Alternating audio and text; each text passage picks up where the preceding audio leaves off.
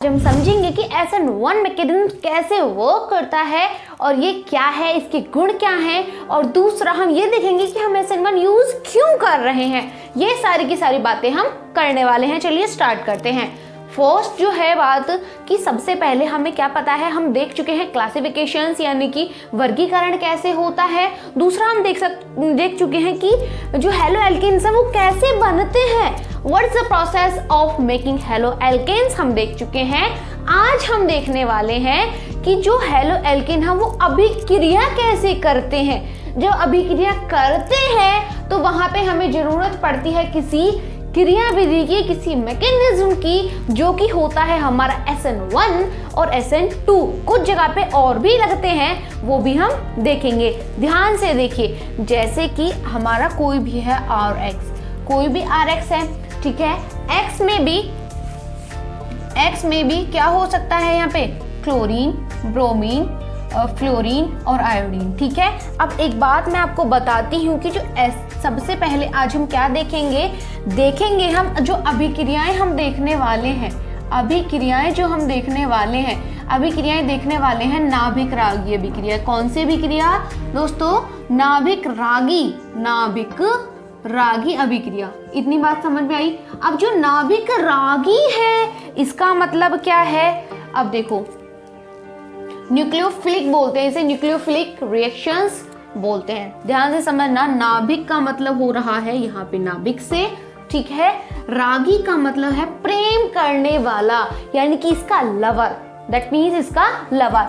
अगर हम न्यूक्लियोफिलिक को, नाभिक को ऐसे दिखाएं, अब देखो नाभिक जो है, नाभिक क्या होता है, पॉजिटिव। नाभिक क्या होता है, नेगेटिव या पॉजिटिव। नाभिक के पास होता है पॉजिटिव चार्ज। क्या होता है दोस्त, पॉजिटिव चार्ज होता है। इतनी बात समझ में आई।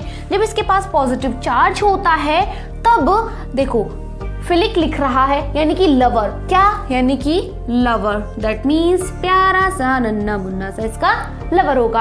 अब जो नेगेटिव है, पॉजिटिव को कौन लव करता है, नेगेटिव लव करता है, ये न्यूक्लियोफिलिक है, यानी कि इसको जो लव करेगा वो कौन है, नेगेटिव करता है। नेगेटिव इसको लव करता है, दैट मीन्स नेगेटिव क्या करेगा, इसे अपनी तरफ अट्रैक्ट करेगा। बात समझ में आई। यानी कि नाभिक रागी का मतलब है कि NU माइनस न्यूक्लियोफिलिक, ठीक है। ये समझ में आई आपको। नाभिक रागी अभिक्रियाओं में क्या होता है कि हम ऐसी अभिक्रियाएं देखते हैं जहाँ पे NU माइनस वाली रिएक्शंस होंगी। अब नाभिक रागी अभिक्रियाएं कौन सी होती हैं, नाभिक रागी अभिक्रियाओं में बताती हूँ। इसकी रिएक्शन यदि हमने किसी नाभिक रागी अभिक्रिया से करा दी तो ये जो है, ये क्या है, नेगेटिव, इसे क्या कर देगा, प्रतिस्थापन हो जाएगा यहाँ पे, और यहाँ पे क्या लग जाएगा, न्यूक्लियोफिलिक लग जाएगा और X माइनस बाहर निकल जाएगा। समझ आया कि X माइनस बाहर निकला और न्यूक्लियोफिलिक यहाँ पे सब्स्टिट्यूट हो गया। दैट मीन्स यानी कि न्यूक्लियोफिलिक रिएक्शंस वे रिएक्शंस होती हैं जहां पर जो हमारा नाभिक रागी है वो स्थान ले लेता है इसका, ठीक है। उनमें हम यूज करते हैं नाभिक रागी अभिक्रियाओं को। समझ में आया। डेफिनेशन नीचे दिख रही होगी आपको, रीड कर लीजिएगा पॉज करके, अच्छे से स्क्रीनशॉट चाहो ले लो और हम आगे चलते हैं। ये बात समझ में आई ना आपको कि नाभिक रागी अभिक्रियाएं कैसे होती हैं या फिर कौन सी होती हैं। अब दो बातें हमें देखने को मिलती हैं कि क्या यहाँ पे जो न्यूक्लियोफिलिक है ये ऐसे ही एड ऑन हो जाएगा, क्या आया और गया बस ऐसे ही होता है, नहीं। यहाँ पे दो मैकेनिज्म यूज होते हैं। कौन कौन से मैकेनिज्म यूज होते हैं, नाभिक रागी अभिक्रियाओं में दो मैकेनिज्म यूज होंगे, SN1 and SN2। SN1 and SN2 हम आज रीड आउट करने वाले हैं SN1 मैकेनिज्म को। बात समझ में आई, आगे चलते हैं। बताती हूँ कि जो नाभिक रागी है, NU माइनस को समझ के ये मत समझ लेना कि नेगेटिव है, नहीं, ये है नाभिक रागी। नाभिक रागी का मतलब है कि ये तो होगा पॉजिटिव, ये तो होगा, सॉरी, नाभिक तो होगा पॉजिटिव, और जो नाभिक रागी होगा, जो नाभिक को प्रेम करता होगा, वो क्या होगा, वो नेगेटिव होगा। यानी कि नाभिक रागी, जो नाभिक होगा वो तो पॉजिटिव होगा, लेकिन प्रेम करने वाला इसका नेगेटिव होगा। नाभिक रागी कौन होगा, नेगेटिव होगा। यानी कि नाभिक की तरफ अट्रैक्ट कौन होगा, नेगेटिव। तो उसे क्या बोल दिया, नाभिक रागी, और NU माइनस से उसे सब्स्टिट्यूट कर दिया या फिर डेनोट कर दिया। क्लियर हुई बात, आगे चले। ओके, सबसे पहले जो हमारा SN1 मैकेनिज्म आता है उसमें क्या होता है, ठीक है। सबसे पहले मैं आपको एक बात बता दूं, यहाँ पे 3 डिग्री कार्बन्स के लिए 2 डिग्री कार्बन, इन सब के लिए ये यूज होता है। ठीक है, यहाँ पे यदि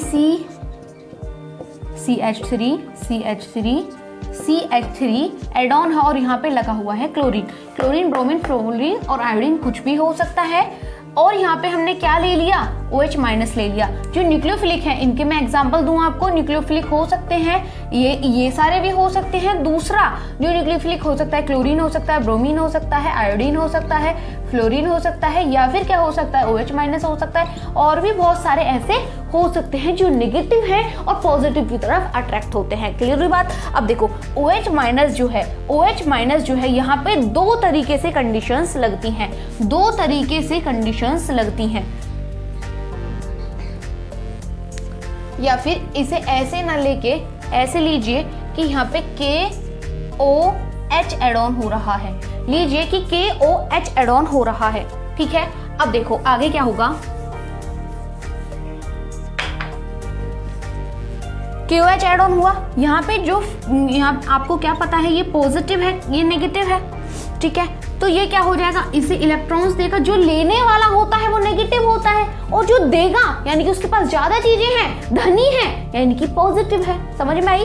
तो ये क्या हो जाएगा, ये बाहर निकलेगा और क्या बनेगा, यहाँ से ध्यान से देखिएगा कि CH3 और ये क्या बन चुका है, पॉजिटिव बन चुका है। क्या बन चुका है, पॉजिटिव बन चुका है।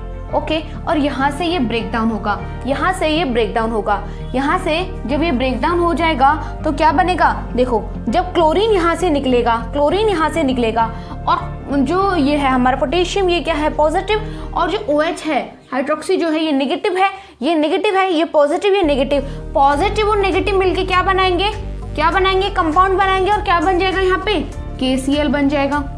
और क्या रह गया बाहर, वेल्ला कौन डोलेगा, यहाँ पे OH डोलेगा। OH को क्या घूमेगा, वेल्ला घूमेगा।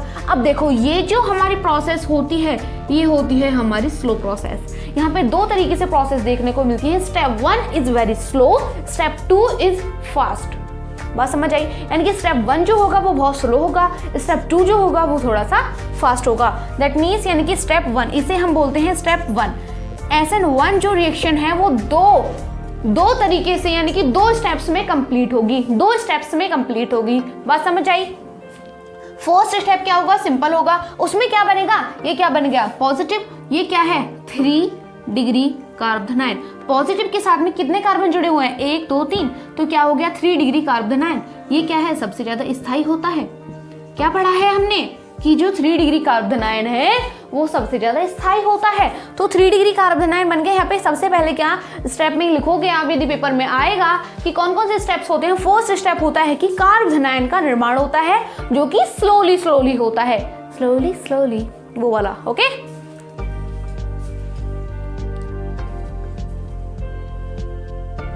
नेक्स्ट देखिए, ये बात समझ में आ गई। अब हम आगे जब देखते हैं ये क्या होगा, इस तरीके से है CH3 positive plus OH minus. अब एक बात मैं आपको बताती हूँ, यहाँ ध्यान दे दीजिए कि जो C है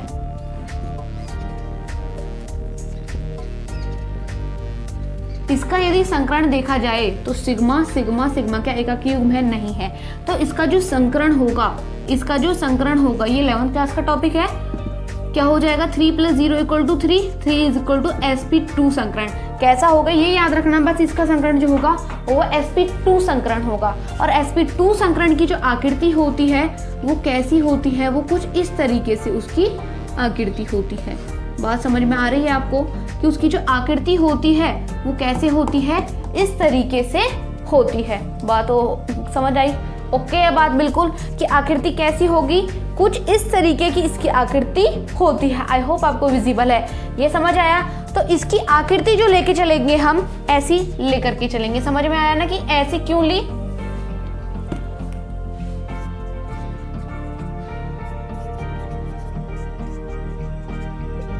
अब यहाँ पे 2 कंडीशंस बन रही हैं। कौन सी कंडीशंस बन रही हैं, दो कंडीशंस बन रही हैं कि जो OH है वो दो तरीके से अटैक कर सकता है, या तो सामने से अटैक कर ले या आए पीछे से अटैक करे या फिर पीछे से अटैक करे। दो कंडीशंस बनी, या तो आगे से अटैक करे सामने से या फिर बुजदिलों की तरह पीछे से अटैक कर दे। समझ में आया?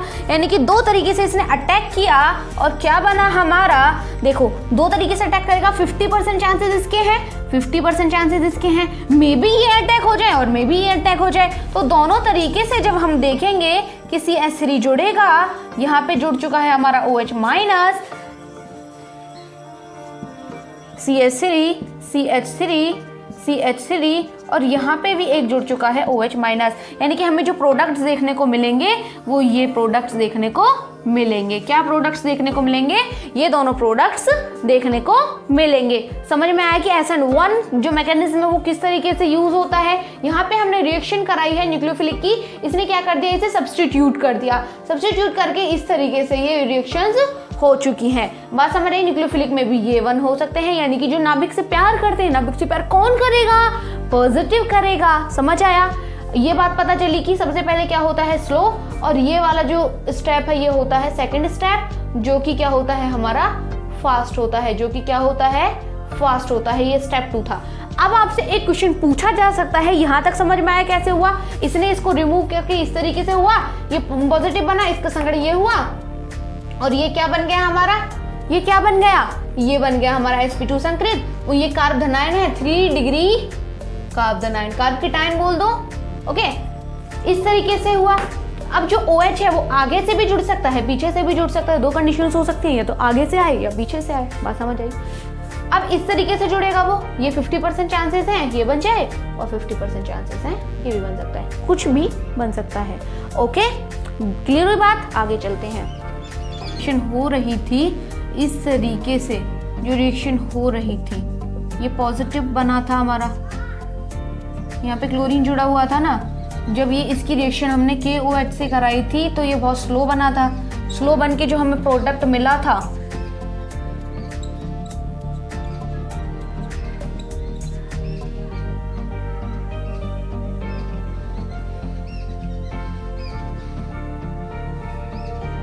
यही तो प्रोडक्ट मिला था। अब देखो, जो अभिक्रिया का वेग है, जो अभिक्रिया का वेग होता है, वेग किससे निर्धारित होता है ये बताइए मुझे। वेग निर्धारक पद कौन सा होता है? वेग निर्धारक पद होता है, मैंने आपको 4th चैप्टर में बताया था कि जो अभिक्रिया है वो फास्ट वाली प्रोसेस पे डिपेंड नहीं होगी। अभिक्रिया किस पे डिपेंड होगी? जो तेज चल रहा है। किस पे डिपेंड होगी? जो तेज चल रहा है, यानी कि जो बहुत तेज मूव कर रहा है उस पे अभिक्रिया हमारी डिपेंड करती है। दैट मीन्स यानी कि वेग किस पे निर्भर करेगा? जो स्लो चल रहा है। एग्जाम्पल देती हूँ, चलो एक और एग्जांपल देती हूँ कि 4 बच्चे भाग रहे हैं, 4 बच्चे 1 2 3 4। वो वाली रेस देखिए ना आपने, टीवीज में देखी होगी या फिर आपके स्कूल्स में या कॉलेज में हुई हो, कि एक बच्चे के पास में एक इतनी बड़ी बैंड सा होता है, एक मतलब लकड़ी सी होती है कुछ, या फिर कुछ भी बोल दीजिए, स्टिक से होती है, वो तेजी से भागता है, वो दूसरे को देता है, फिर वो तीसरे को देता है, फिर वो चौथे को देता है, फिर वो फाइनल। इस तरीके से जो रेस होती है हमारी, यानी कि यदि कोई बच्चा फास्ट भाग रहा है तो रिएक्शन फास्ट चल रही है। लेकिन यदि कोई बच्चा स्लो चलने लग जाए तो जो रेस है, क्या वो हार नहीं जाएंगे? क्या फास्ट वाले के भागने से काम चलेगा? वहां पे नहीं। जिसके हाथ में जो बैंड है वो यदि धीरे चल रहा है तो क्या रिएक्शन हो पाएगी? मतलब क्या रेस वो जीत पाएंगे? नहीं। यानी कि किसने निर्धारित किया कि रेस कौन जीतेगा? जो धीमा चल रहा था। यानी कि स्लो वाला बच्चा क्या करेगा? स्लो वाला बच्चा क्या कर देगा? उस पर डिपेंड करेगी हमारी रिएक्शन का वेग क्या होगा, उसकी स्पीड क्या होगी, उसकी वेलोसिटी क्या होगी। तो वेग निर्धारक पद क्या होगा? कांस्टेंट टर्म ले लीजिए एक के, और किस पे डिपेंड कर रहा है? ये क्या है हमारा RX है। क्या कार्ब धनायन पे डिपेंड किया? नहीं। क्या कार्ब धनायन पे डिपेंड किया? नहीं। क्यों? क्योंकि वो फास्ट था। तो इसका जो वेग हो जाएगा वो ये हो जाएगा। समझ आया?